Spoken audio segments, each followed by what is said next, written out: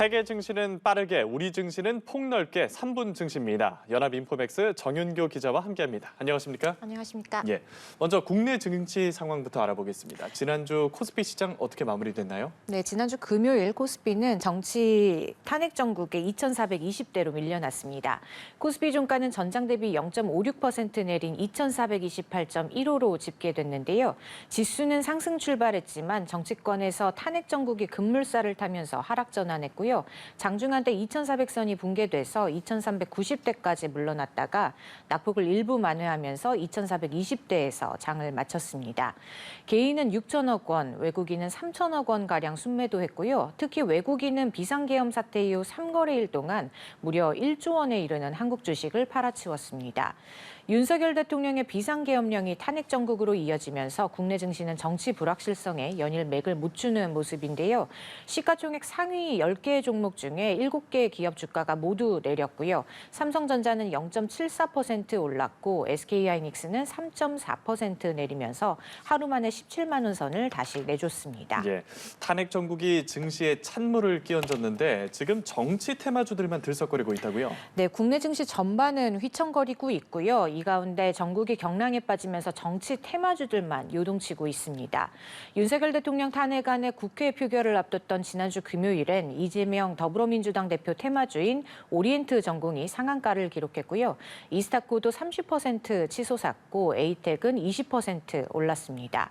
한동훈 국민의힘 대표 테마주로 분류되는 DTNC하로도 상한가로 치솟았고요.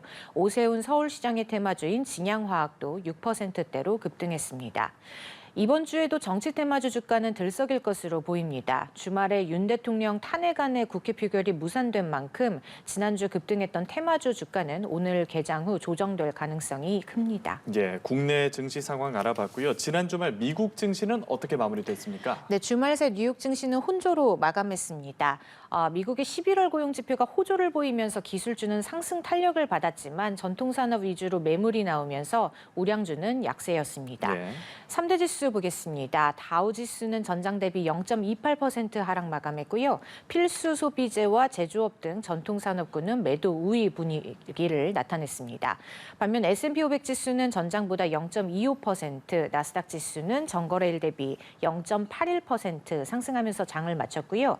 S&P 500 지수와 나스닥 지수는 나란히 사상 최고치를 또다시 경신했습니다. 예, 주말 새에는 시장이 주목했던 미국의 11월 고용 지표가 나왔는데 어떻게 나왔습니까?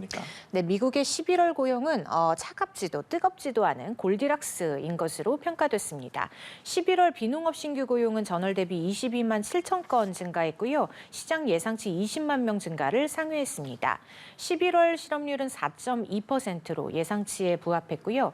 월가에선 미국의 11월 고용 결과가 과열이나 침체 없이 적정한 상태, 즉 골디락스라는 평가를 주로 내놨습니다. 예. 시장 참가자들은 이달 FOMC 회의에서 25bp 금리 인하가 있을 거란 자신감을 더 갖게 됐는데요. 연방기금금리 선물 시장에서 12월 금리가 25bp 인하될 확률은 기존 71%에서 85%로 올라왔고요.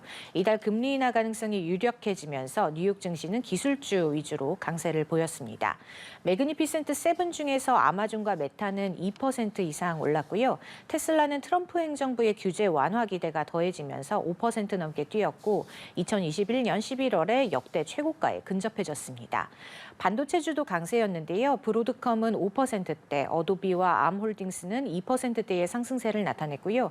전자서명 1위 기업 도큐사인은 예상을 상회한 3분기 실적 발표에 28%나 급등했습니다. 예, 이번 주 증시 흐름 전망까지 전해주시죠. 네, 이번 주 코스피는 정치 리스크를 계속해서 떠안을 것으로 보입니다. 지난 주말 국회에 상정된 윤석열 대통령에 대한 탄핵 소추안은 정족수 미달로 자동 폐기됐지만 더불어민주당은 임시국회를 소집해서 탄핵을 재추진할 계획이고요. 네. 정치 혼란이 계속되면서 이번 주 코스피도 하락세를 피하기 어려울 것으로 예상되는데요. 윤석열 대통령의 계엄 사태 후폭풍이 사실상 국내 주식시장을 집어삼킨 상황이라고 봐야 하고요. 투자자들은 당분간 방어적으로 대응하는 전략을 펼치는 수밖에 없겠습니다. 그래도 차분히 글로벌 시장 일정에 눈을 돌려보면 이번 주 미국 연방준비제도 인사들은 12월 FOMC를 앞두고 통화정책 발언을 자제하는 블랙아웃 기간에 들어가고요. 이번 주 주목할 만한 이벤트로는 미국의 11월 소비자 물가 지수와 생산자 물가 지수 발표가 있습니다. 미국의 물가 지표가 예상치를 크게 벗어나지만 않는다면 연준의 12월 금리 인하 기대는 유지되겠고요. 단기적으로나마 코스피 반등 시도를 뒷받침하는 재료가 될 수 있겠습니다. 또 이번 주 중국에선 중앙경제공작회의가 열리는데요. 이 자리에서 중국 당국의 추가적인 경기 부양책이 발표되면 중국발 훈풍이 불어올 가능성도 있습니다. 예, 월요일 3분 증시 연합인포맥스 정윤교 기자와 함께했습니다. 오늘 말씀 고맙습니다. 고맙습니다.